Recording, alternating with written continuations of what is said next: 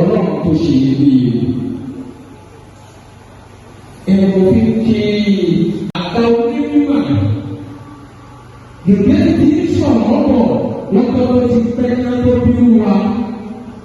Adáyé àbá tí lèlé náà kọ akàmbẹ̀ amúbẹ̀ alòbẹ̀ ọlọ́run wa ká wọn sí ọṣẹ́ wọn kù àdúrà lọ́gbà àtọ́lẹ́fẹ́ jókòó pẹ̀lú àbá àdúrà lọ́gbà àwọn onígbà àlàyé àwọn ìsinmi. ọ̀sà ẹtí bẹ́ẹ̀ bá ti dé ìdílé kọ́ fún ọbẹ̀ bá ti dé ẹ̀ bá ti dé ọ̀sẹ̀. ẹ bàtà wọn fún mi ọ̀rọ̀ ń tà lórí ọlọ́run ẹ bá bàtà wọn fún mi lórí ọlọ́run.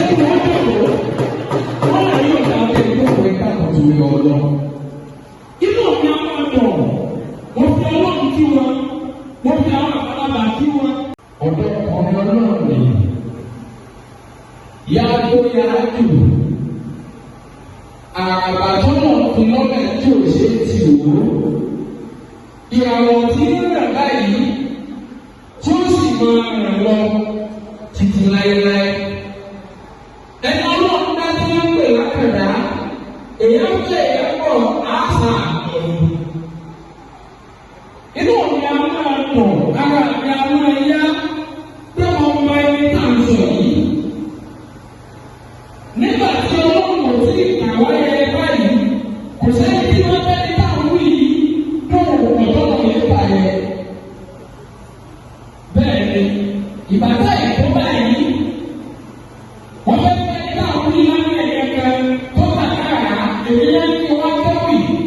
Mo wá kẹ́wì ìdáná tó yà bàbá yẹn lẹ́yìn ẹgbẹ́ ọmọ ẹgbẹ́ wa nínú bílá pààkì lọ́nà ìdè.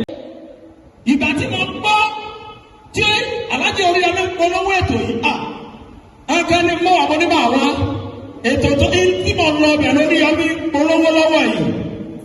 Ẹ wá ní ìyẹn wá. Bàbá mo kí n kú oríire.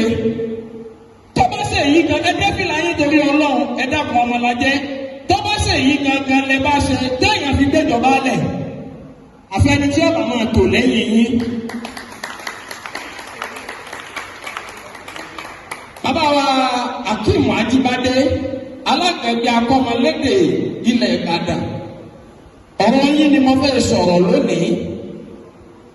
Dandan kọ́ ni kí èèyàn wà nínú iṣẹ́ kan kó lọ́wọ́ tó káyé.